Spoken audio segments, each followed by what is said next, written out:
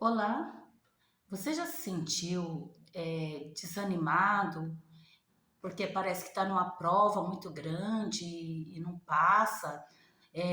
Os dias vão passando e você não vê diferença, não vê as coisas melhorando?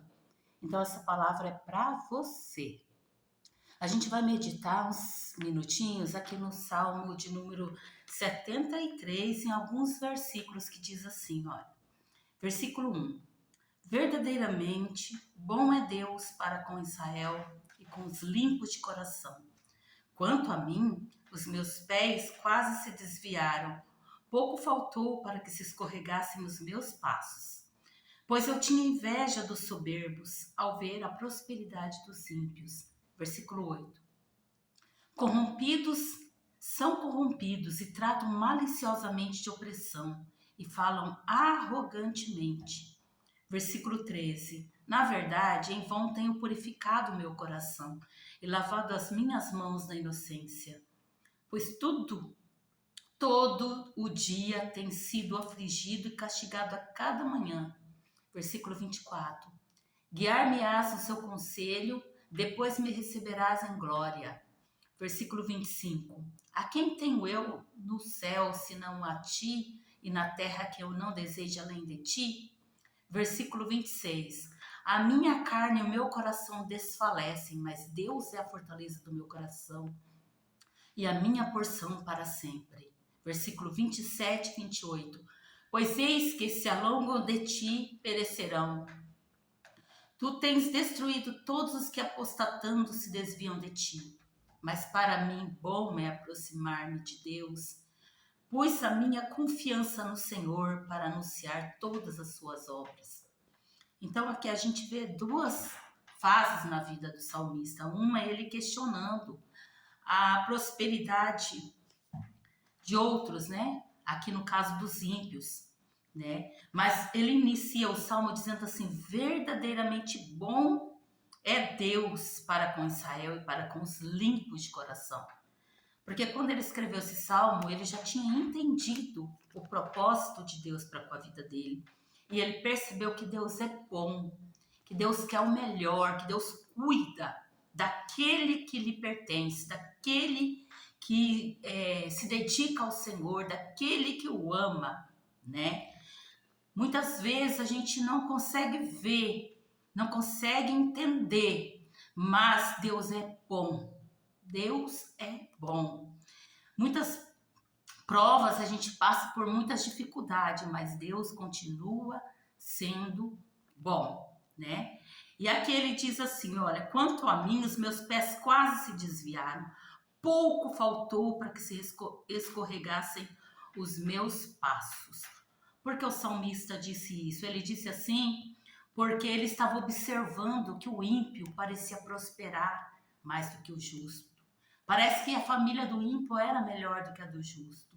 Parece que a saúde do ímpio estava melhor do que a do justo.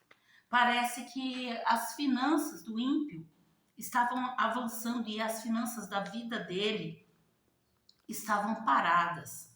E ele sentiu aqui, ele confessa, pois eu tinha inveja dos soberbos e de ver a prosperidade do ímpio, né? Mas nós observando aqui, ó, mais adiante, né? Ele ainda continua reclamando. São corrompidos, eles tratam maliciosamente de opressão e falam arrogantemente. E ele não conseguia entender como que pode. Eles falam arrogante, eles maltratam, eles são cruéis e eles prosperam e eles têm uma vida, ao olhar dele, né? Eles têm uma vida digna, uma vida que o salmista queria ter, né? E ele não conseguia entender. E ele aqui no versículo 13, ele fala: Senhor, né? Na verdade eu tenho purificado o meu coração, eu tenho lavado as minhas mãos na inocência. Contudo, a situação era muito difícil. Aqui no versículo 14 ele diz: todo dia tenho sido afligido e castigado. Ele sentia que a vida dele era aflição. Dia após dia ele tinha aflição de espírito, situações difíceis que parecia que nunca ia se resolver, né? E ele já estava numa situação assim desanimadora. ele quase se desviou, né? Aqui ele fala, eu quase me desviei, né? E ele disse assim, ó, pois eu tenho sido afligido e castigado cada manhã. E quando eu pensava em compreender isso, eu fiquei sobremodo perturbado. Ou seja, ele quis entrar num estado depressivo, né? Num estado de depressão, né? Então, assim, a gente pode observar que o salmista, ele pensou assim, não vale a pena, não vale a pena servir a Deus, porque o ímpio, ele prospera, e eu que vivo na minha sinceridade diante do Senhor, passo por luta, passo por prova, né? Mas ele disse assim, até que eu entrei no santuário, até. Aí o Senhor mostrou para ele que qual seria o fim do ímpio? Que o ímpio, ele iria, se estava prosperando, estava, mas os dias do homem é curto na terra. E Deus mostrou que melhor era o que ele tinha preparado para ele. A palavra do Senhor diz que os olhos não ouviram, os ouvidos não ouviram, não desceu o coração do homem. É o que Deus tem preparado para os seus filhos, né? Que é melhor o fim de todas as coisas do que o começo delas, né? E o salmista, ele não conseguia entender. O tempo do homem é limitado.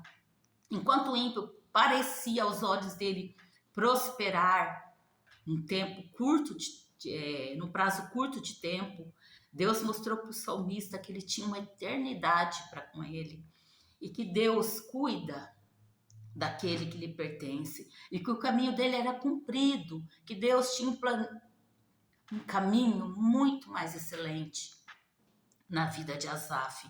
Assim como Deus, ele tem um caminho muito mais excelente, né?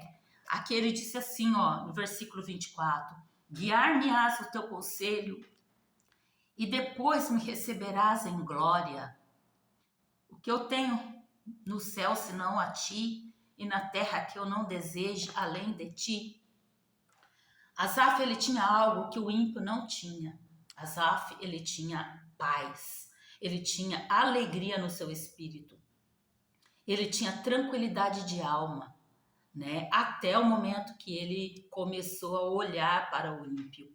Então, que lição nós tiramos aqui? Que nós não devemos olhar para o que o outro tem, não devemos ambicionar o que é do outro, que nós não devemos olhar a prosperidade do ímpio, ou até mesmo de uma pessoa que não é ímpio, mas que a gente vê que está indo além.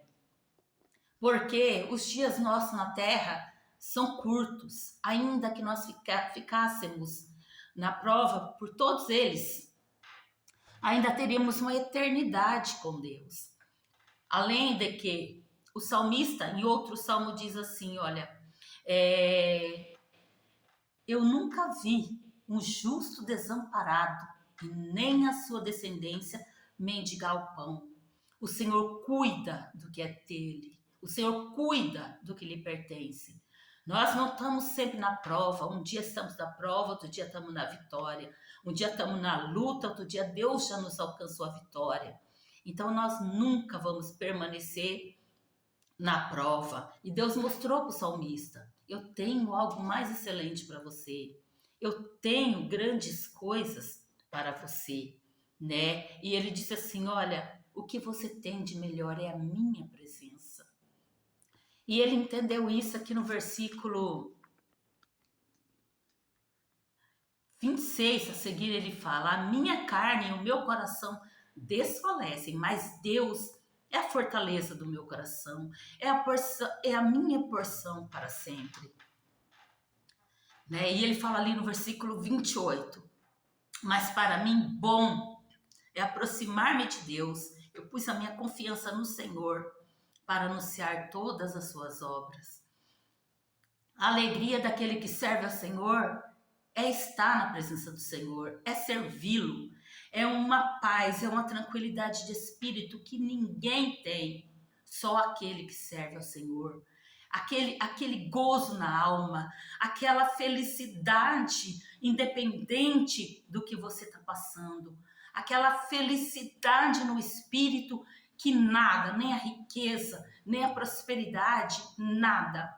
Eu já vi pessoas enfermas que estavam com dor, com situações difíceis e glorificando a Deus. Isso ninguém tem, só aquele que serve ao Senhor, só aquele que colocou a esperança no Senhor. Ele pensa assim: eu tô com dor agora, eu tô na prova agora, mas daqui a pouco Deus vai me alcançar a vitória, daqui a pouco Deus vai fazer algo por mim. Eu tô na luta agora, eu tô com dificuldade agora, mas daqui a pouco o Senhor vai me ajudar, porque os olhos do Senhor, eles estão voltados para os fiéis da terra. Fica com essa palavra, acredite, tenha confiança, não desista, não olhe a prosperidade do ímpio, não tenha medo dos tempos que estão acontecendo, não tenha medo do que pode vir, porque na alegria, na riqueza, na pobreza, em qualquer situação, o Senhor é a nossa riqueza, o Senhor é a nossa herança, o Senhor é a nossa alegria, o Senhor é a nossa força. Em nome de Jesus, fica com essa palavra. Amém?